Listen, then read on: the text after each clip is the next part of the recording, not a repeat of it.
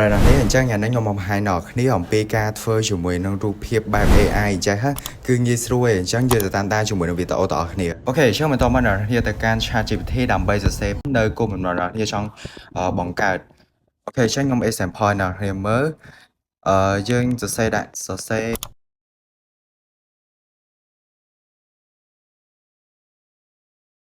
អូខេអញ្ចឹងកន្លែងណាអ្នកគ្នាចង់បង្កើតអ្វីរូបភាពអ្វីអ្នកគ្នាសេទៅតាមនឹងទៅអញ្ចឹងសម្រាប់ខ្ញុំសេមានបរិបទអ្នកកំពុងធ្វើស្រែអញ្ចឹងទៅហើយយើងគ្រាន់តែចុចមកវានឹងចេញ5មកយើងហើយអញ្ចឹងនេះគឺជា5ហើយអ្នកគ្នាគ្រាន់តែចុចវា2ដងទៅ select 2ដងទៅវាឲ្យ copy ហើយចុចកន្លែង copy នេះមក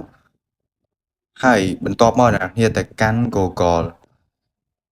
ហើយសរសេរជាមួយនឹង website មួយដែលមានឈ្មោះថា Image AI ជា website ហ្នឹងសម្រាប់ខ្ញុំគឺខ្ញុំសរសេរហើយចុចមកហើយកន្លែងនេះគឺយើងផាសអ្វីដែលយើងបាន copy មិញមកនៅក្នុង ChatGPT មិញហើយចុចកន្លែងផាសមកហើយសម្រាប់កន្លែង setting នេះអ្នកនរគ្នាទៅកំណត់ទំហំដែលអ្នកនរគ្នាចង់បានប៉ុណ្ណាអីចឹងទៅជាសម្រាប់ខ្ញុំយកបឆនេះ9x16ហើយបន្ទាប់មកគ្រាន់តែចុចកន្លែងនេះកន្លែងរូបសញ្ញានេះ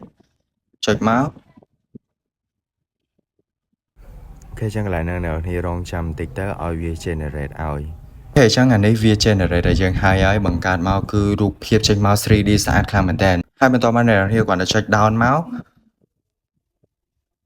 គឺបានរូបភាពមួយដែលស្រស់ស្អាតហើយវីដេអូយើងមានតែប៉ុណ្្នឹងឯងហើយបើចាប់អារម្មណ៍ជួយ subscribe ជាមួយនឹង channel YouTube ខ្ញុំផងខ្ញុំនឹង sharing នៅវីដេអូក្រោយទៀតអរគុណ